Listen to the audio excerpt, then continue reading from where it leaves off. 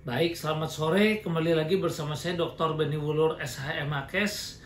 Jadi saya mau menyampaikan perkembangan terakhir di mana saya terakhir diundang secara Zoom oleh pihak AJK, di mana sudah hadir di situ PSP, kemudian ada manajemen AJK dan ada calon likuidator yang waktu itu ditunjuk, yaitu Bapak Huakanala Hubudi. Kemudian juga hadir di situ Pak Nurseto selaku komisaris independen daripada AJK, di mana pada akhirnya usulan dari nasabah, jadi nasabah ada yang mengusulkan likuidator, ada beberapa orang ya, termasuk ada kuasa hukum juga Pak Oto itu juga mengajukan, kemudian dari AJK juga ada yang mengajukan, kemudian saya sendiri juga mengajukan, di mana tim likuidator dipilih dan diwawancara, ditunjuk. Pada akhirnya berdasarkan keilmuannya diambil dari yang terbaik ya. Ya semuanya saya pikir baik, tapi dipilih yang terbaik. Di mana tim likuidator yang ditunjuk calon doktor ya, kemudian dia juga menguasai perpajakan ya, dia juga jelas dia seorang advokat yang mengerti, memahami mengenai pajak, dia memiliki sertifikat juga, certified tax lawyer ya. Kemudian dia juga ahli hukum pasar modal, terdaftar di OJK, dia kurator dan pengurus juga, ada sertifikatnya, bersertifikasi, dia likuidator bersertifikasi juga, yang juga seorang lawyer yang menguasai hukum pidana dan perdata, yang mana ini sudah diajukan kepada OJK, sehingga seharusnya OJK bisa mengapprove atau menyetujui ya, karena hal yang sangat aneh apabila likuidator yang diajukan oleh nasabah malah oleh OJK tidak disetujui sebagaimana yang diajukan oleh Wana Arta, di mana Wana Arta malahan ditunjuk ya tim likuidator, yang mana diduga waktu itu juga masih ya tersangka dan buron ya yang nunjuknya, dan tim likuidator yang ditunjuk ya, yang saya dengar informasinya diduga tidak bersertifikat ya, tidak bersertifikat walaupun tidak diwajibkan, tapi ada baiknya tentu bersertifikat. Kemudian mantan karyawannya sendiri. Sementara dari AJK ini jelas adalah tim likuidator yang profesional karena bersertifikat dan menguasai beberapa disiplin ilmu lainnya ya. Nah ini yang saya ingin sampaikan. Nah, jadi di sini saya akan kemukakan alasan-alasan kenapa saya lebih suka menempuh cara-cara perdamaian, di mana saya juga telah mensomasi AJK ya dan PSP untuk menerima tim likuidator dari nasabah. Apabila tim likuidator dari nasabah tidak diterima atau tidak diakomodir, maka tidak ada lagi kepercayaan kita kepada AJK ya. Karena buat apa kita dikatakan mau berdamai ya kan, tapi tidak ada perwakilan dari nasabah yang duduk menjadi tim likuidatornya. Nah pada akhirnya PSP dan AJK mau menerima usulan dari nasabah dan tetap mau berdamai dengan nasabah, maka tim likuidator kita diakomodir dan pada akhirnya ditunjuk dan diterima ya. Seharusnya sudah dilakukan ya secara sirkuler, itu sudah ditunjuk ya. Nah ini yang saya mau sampaikan.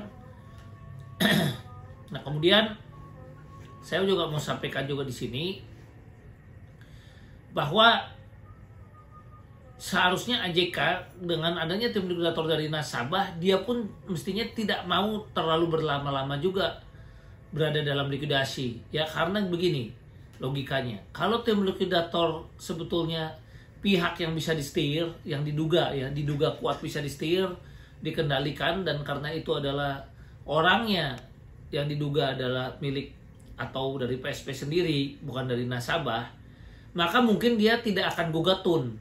Kenapa? Ya dia sudah merasa nyaman dengan tim likuidatornya. Ya kan, tim likuidatornya bisa disuruh-suruh, diduga bisa disuruh-suruh dan bisa diperintah. Dengan adanya tim likuidator dari nasabah, ini juga untuk mengawasi bagaimana supaya dari AJK ini mau melakukan gugatan tun ya, biar gimana kalau dia merasa dirugikan, dia silakan gugat tun agar ciu atau cabut izin usaha tentu dibatalkan ya. Tunjukkanlah kalau dia merasa dirugikan.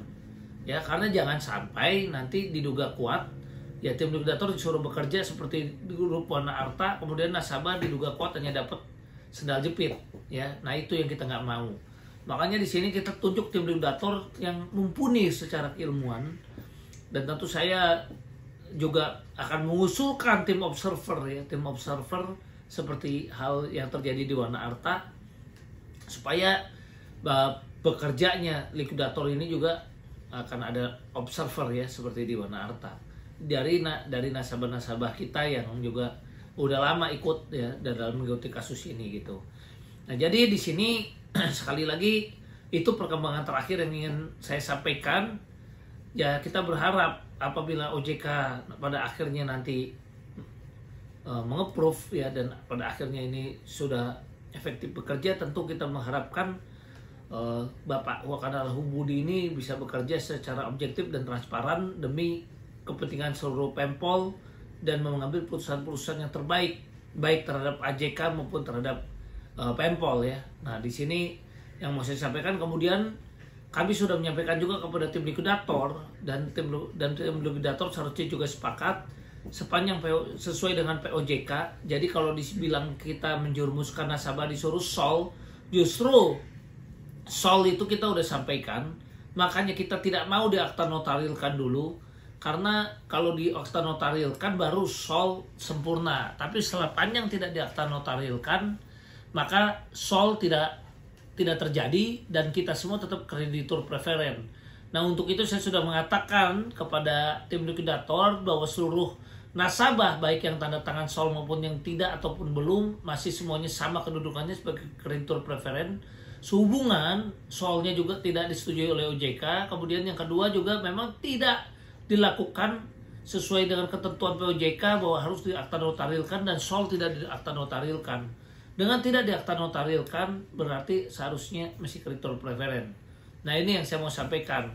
Jadi ada dugaan juga dari oknum-oknum ya, saya sebut oknum, diduga kuat oknum BH.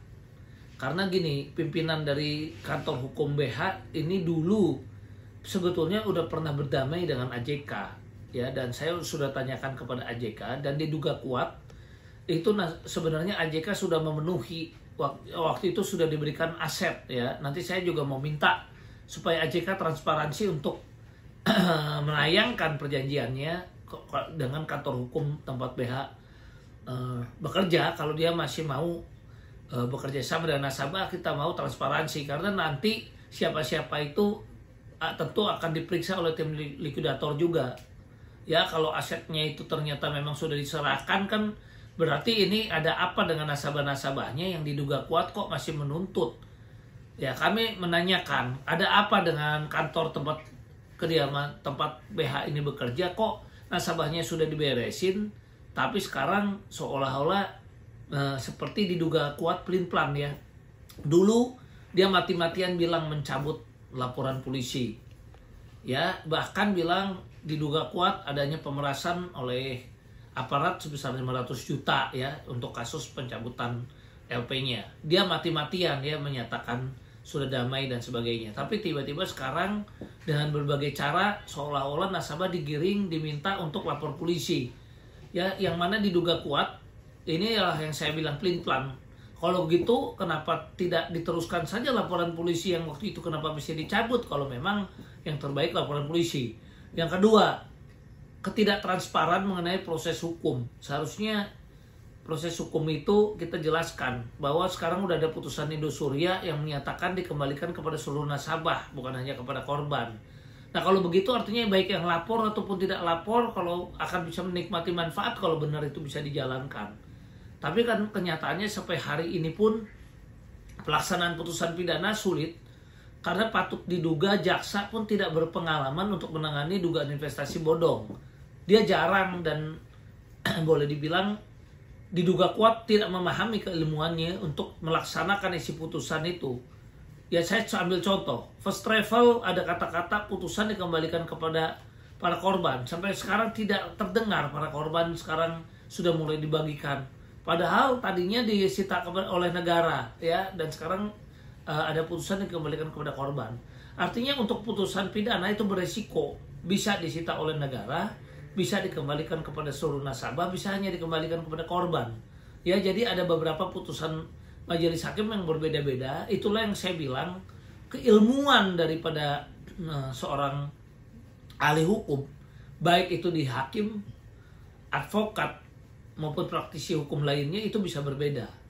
Karena begini, buktinya kalau keilmuannya betul, kenapa ada putusan yang tadinya lepas atau onslah kemudian di Mahkamah Agung misalnya diralat jadi dihukum.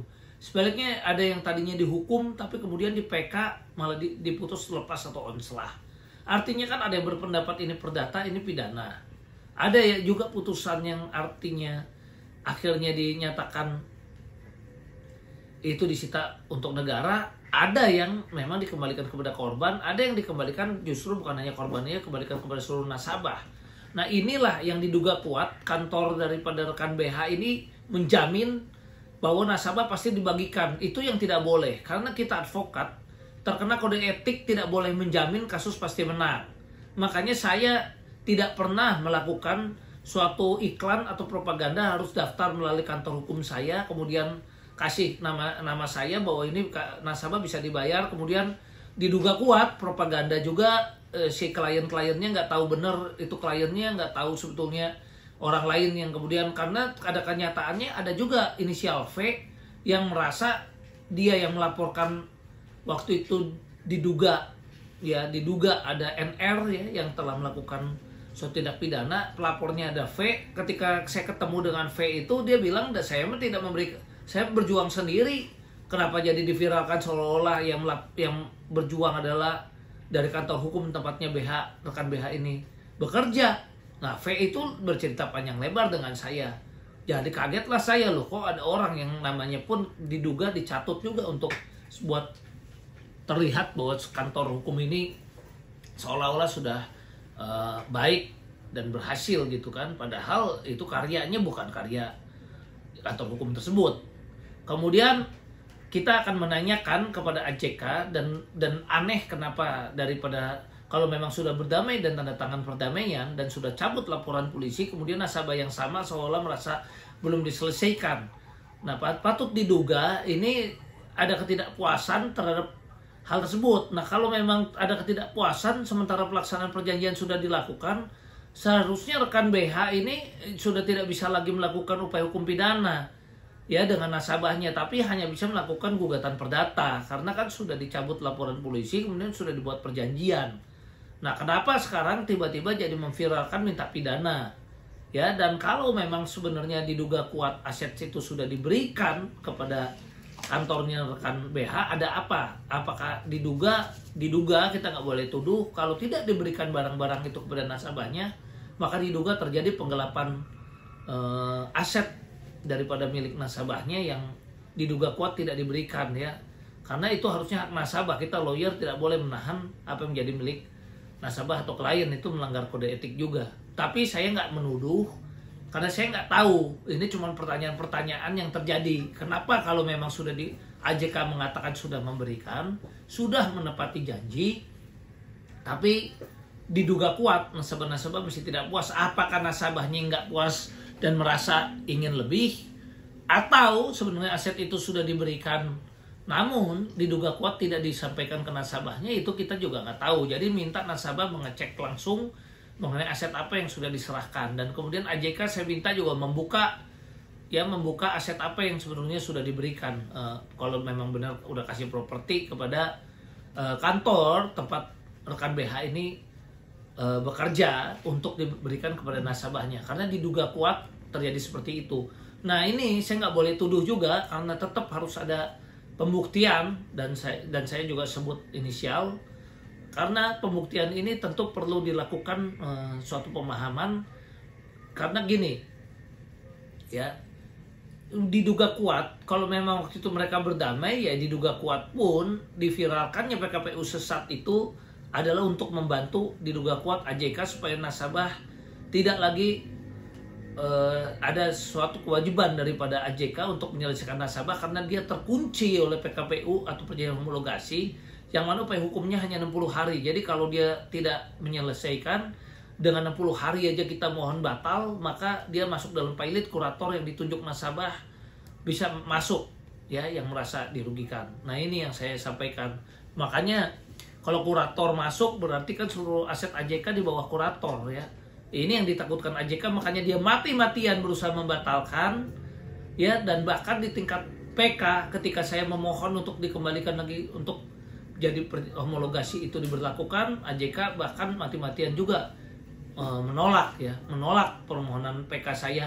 Dan ini sejalan dengan PKPU sesat yang diduga dilontarkan oleh rekan daripada kantor rekan BH bekerja. Memang yang nanda tangan waktu itu perjanjiannya adalah pimpinan daripada rekan BH, bukan rekan BH ya. Tapi kan rekan BH bekerja di tempat di mana pimpinannya telah tanda tangan perjanjian tersebut. Nah ini yang perlu dikaji, ada apa? Karena begini, saya akan sampaikan bahwa pidana saya juga udah sering selesaikan. Saya kasih tahu rahasianya. Banyak klien-klien kita kalau mau selesai secara pidana, tentu nasabahnya mestinya sedikit, tidak viral. Jadi contohnya begini, saya akan buka ya untuk pengetahuan teman-teman. Suatu perusahaan A diduga kuat mau menyeting PKPU dengan menunjuk pengurus-pengurus ya. Nah, pengurus yang diduga kuat akan disetting oleh si debitur ini tentunya juga akan, kalau ini nanti berhasil, tentu akan menjadi mengunci ya. Akan mengunci daripada para nasabah ya. Nasabah diduga kuat akan terjebak. Tapi apabila pengurus seperti yang saya lakukan bahwa yang tunjuk adalah nasabah, maka pengurus ini akan bekerja profesional, independen, dan hasilnya bisa dinikmati.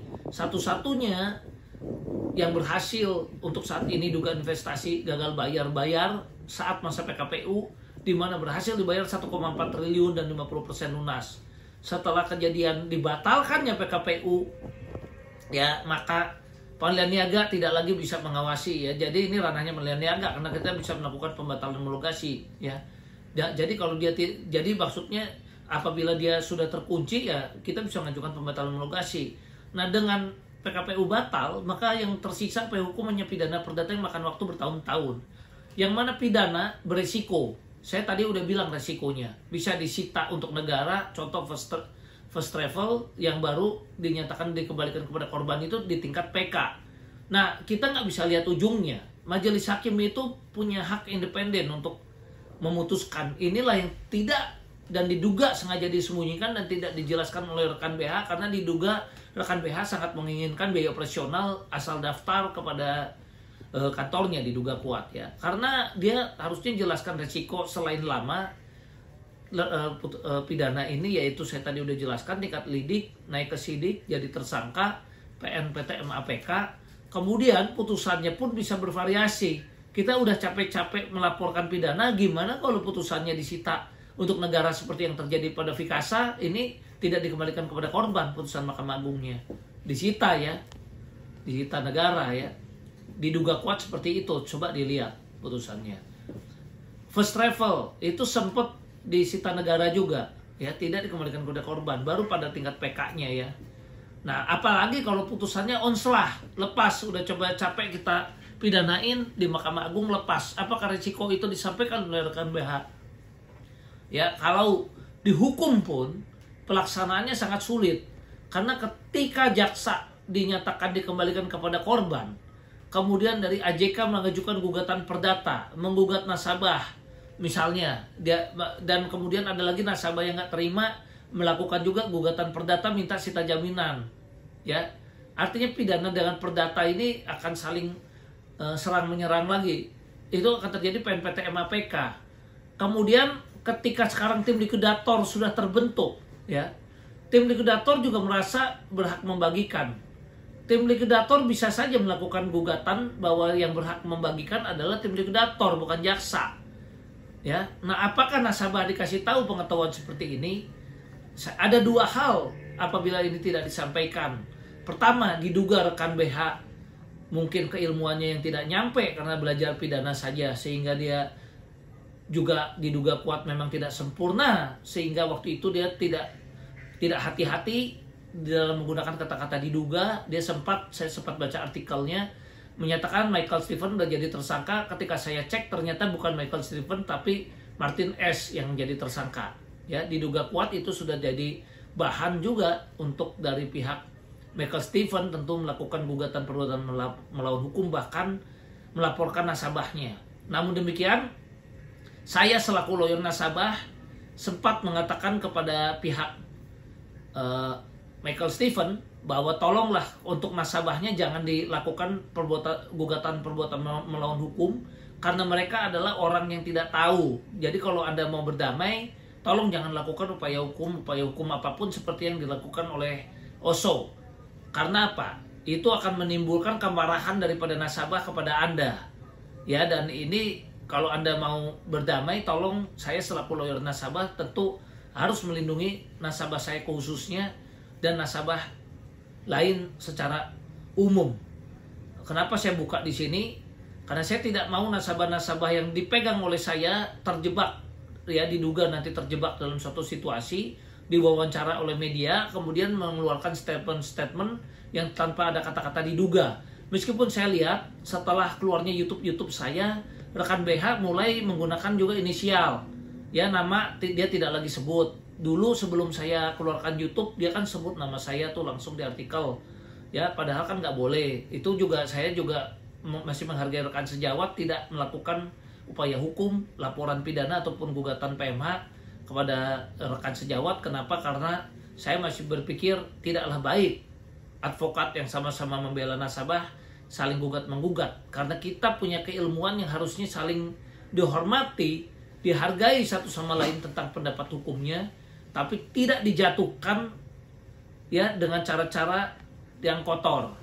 Ya, diduga kuat rekan BH kurang pengalaman dan kurang belajar, sehingga saya sebagai orang yang mungkin sudah ya boleh dibilang berkecimpung di dunia advokat di sini sudah lebih dari 20 tahun saya menjadi advokat, tentu mencoba memaafkan ya kelakuan daripada diduga rekan BH ini, yang mana saya pun sarankan ya terima kasih kalau memang diduga Anda belajar dari YouTube saya sehingga sekarang mulai menggunakan kata-kata diduga, tidak lagi seperti dulu yang main tuduh. Kita bandingkan dengan video-video atau YouTube sebelum yang hampir tidak menggunakan kata diduga. Setelah keluarnya YouTube saya, dia mulai belajar. Artinya saya menghargai kemauan Anda untuk belajar, ya meskipun saya nggak bilang harus selalu dari YouTube saya, tapi paling tidak Anda sudah mulai menyadari tentang pidana itu harus pakai kata-kata diduga.